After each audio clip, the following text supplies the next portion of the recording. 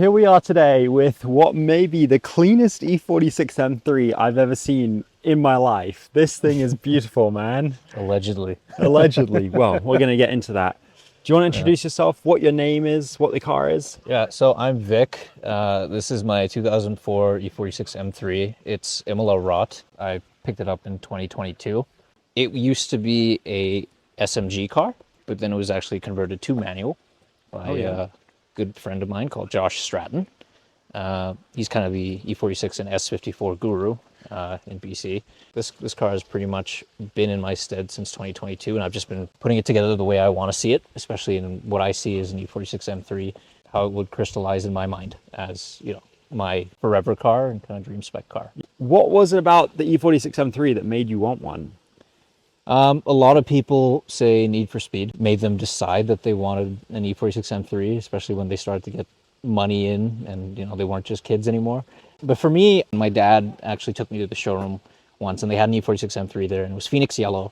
I remember seeing it and he brought back home a lot of literature from the showroom. I was super stoked on that car. The lines, all the design language kind of just spoke to me. And then I guess the additional push factor was Need for Speed when that came out. It was just insanely cool to see an M3 GTR as like the hero car in the game. Yeah. And I think that really kind of just pushed me over the edge to look into this car a little bit more seriously. Now, I wondered if you'd had any other BMWs before this one, and is the M3 really worth it over those models? I had a 323 Ci in 2016, and then after that a 330 Ci, which was a ZHP/ZAM spec. And then, yeah, I realized it was time to trade up, and I decided to throw my money away at this thing. I mean, they don't lie to you. The S54 is a completely different animal to the M54 B30, which is in the 330. And I mean, as much as you want to make that thing put some power down and all that, it's just way too cost prohibitive to just like build that car out and that motor out. So it's much easier to basically work into this thing. So this car itself, again, naturally aspirated from factory, was about 333 horsepower, allegedly. But obviously with horsepower kind of fade over the years. For those that don't know, wheels like this can cost thousands of dollars, so I wanted to find out what the specs were and what wheels he was running, because these might be worth more than my car. So these wheels actually used to be on the Status Group car, if you remember. That car was actually bought by Garage Collective in San Diego, and they had these wheels for sale. And yeah, I reached out to Axel at Garage Collective and said, hey, are you guys selling these wheels? He said, yeah, we're going to throw them up, grab them while you can. I said, okay. And surely enough, I refreshed that big cartel site, and yeah, they were there, and I just I pulled the trigger because they came with tires, and I'm super excited. So A lot of people, this is kind of like their dream setup for an E46 M3. How much have you spent in modifications on this car, including wheels, tires? I'd say it'd have to be like around about 12 to 15 or so. Okay. If that's just wheels and tires, I'd say that's around about 8. Okay. 8 in total. And then on top of that, there's also maintenance as well. Yeah. So I'm close to about like, again, 18-ish or so. So 18 plus the purchase price. Plus the purchase price, yeah. In the grand scheme of things, a lot less cost prohibitive than like a P car per se. So it is what it is, and it has its charm. And the funny thing is, these things were, really, really not that appreciated back in like, let's say 2017, which is kind of funny, and prior to that too, where you could pick one up for like $8,000 on Marketplace, especially like here locally. But I remember those days, because for my first car, I tried to buy a Laguna Seca Blue E46 M3 for 10,800 USD, and 60,000 miles, manual, coupe, with the competition style wheels on it. Those days are gone. I told my parents it's going to be a $30K car in a few years, and they said, you don't have the money, you can't buy it, you don't even have a license yet. And I've never got one, at least not yet. So when I see them, I just have a soft spot for them, and I love talking to the people that own them like you to find out, what's it cost you to own this car, to modify this car, what's the purchase price of the car, and what do they go for today? So this car specifically, it was kind of mates rates. So I got it for around about 18-ish. When I was looking at them back in the day, I was like, yeah, okay. Same as you, 10 grand to like 12 grand. And it was just kind of out of reach at that point in time because I was a student then as well. So I couldn't really justify having a car like this and then throwing the money that I have had to do so. What does an E46, a good one, kind of go for today in the market? What should you pay? 28 to 35 or so. I'd say that's where the kind of top end is, but of course we've all seen Bring a Trailer and Yeah. everything that's on there, where with valuations that, you know, are up in like 88 to like 100K. Yeah. And that's for like LSBs. But I think that kind of ceiling has definitely come down a little bit now too, just because people are realizing these cars are not worth that much. Yeah. And I don't even think like this car should even be, I don't care if it's like up there and therefore, oh, it's bring my value up. I don't care. These cars should be obtainable at the same time. So, you know, people that dream of owning these cars can actually own them. So for someone that wants to buy an E46, what are some of the things that they should look out for getting one? Okay. I wish I was the authority to speak on this, but it really just depends like what kind of service records you have.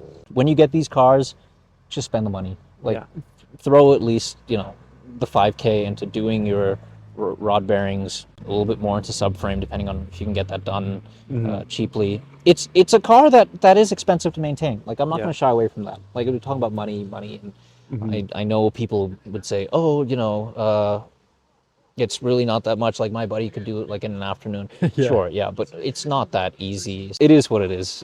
These cars are terrific at the end of the day. They do come with a price tag, and they also come with a maintenance tag as well. You have to understand that. Yeah. But they are flawed, especially that over there. That's also flawed as well. Is there an M3 that someone should buy that's the best one? Do you think the E46 is the best M3 ever made? I think it's definitely up there for me. I'd say the E30 M3 is probably one of the best and one of the great grail cars like out there. It is God's chariot after all. The S14 is a fantastic motor, and I think you just can't go wrong with something like that. In fact, I did want an E30 M3 once upon a time, but again, this just speaks OOs to me, like naughty. So I think that's just kind of where the design language, and you know, it's timeless. Like you look at it on the road today, and people kind of just go, "Wow, wow!" Just get thumbs up everywhere you go. And I think that's kind of the truth for anyone that drives a car that's not looking like regular traffic. Not that there's anything like wrong with that. I personally want a BMW i3. Oh, really? Yeah, I do. But this car gets a lot of love on the streets. It gets a lot of love. It gets a lot of appreciation. But to my standard, I don't think it's quite there yet. Yeah. I wanted to know if there are any downfalls to owning this car. The stock M3 seats, they're terrible, especially for people with nice frames like us. You don't recommend these seats? I do not recommend these seats, no. Why? What's wrong with them? You slide around in them. And I think that's kind of a story that everyone will tell you, especially when you do buy an M3. Because if you do have a skinny frame, like a lot of us, and you don't have the option to have the automated bolsters, not automated, bolsters that basically hug you, you're not going to be able to actually feel comfortable in this car and feel the confidence that you need, especially driving it. Awesome car. Do you mind if we go for a quick ride in it? Of course. Yeah, we can certainly do that. All right, let's go.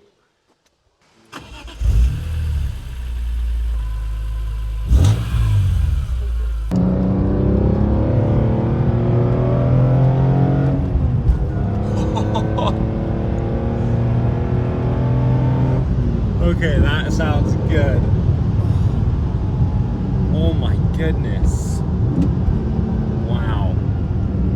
Wow, wow, wow. Wow.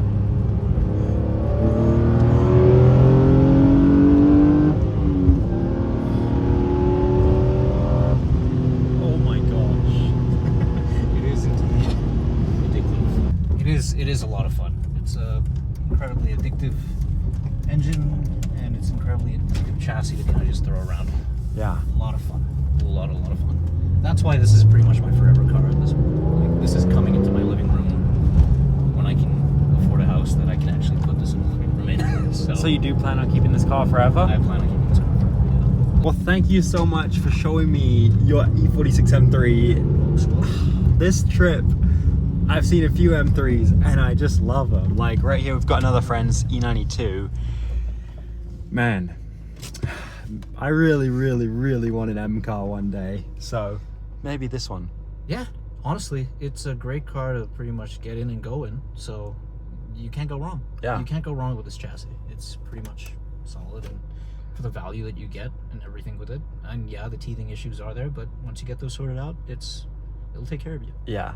And I mean, the interior in this car, I'm amazed at how nice it is for how old it is. Like, cars of this era, that I've been in, a lot of them have creaks and cracks, and you know, while it's not perfect, it's really nice. You'll find your rattles. Yeah. You will find your rattles. Again, it's all just a labor of love, and it's a car. Anything and everything can be replaced, and if you do it right, you'll really appreciate the hard work that you put in. Yeah. I wanted to know if Vic had any final pieces of advice for any future E46 M3 owners.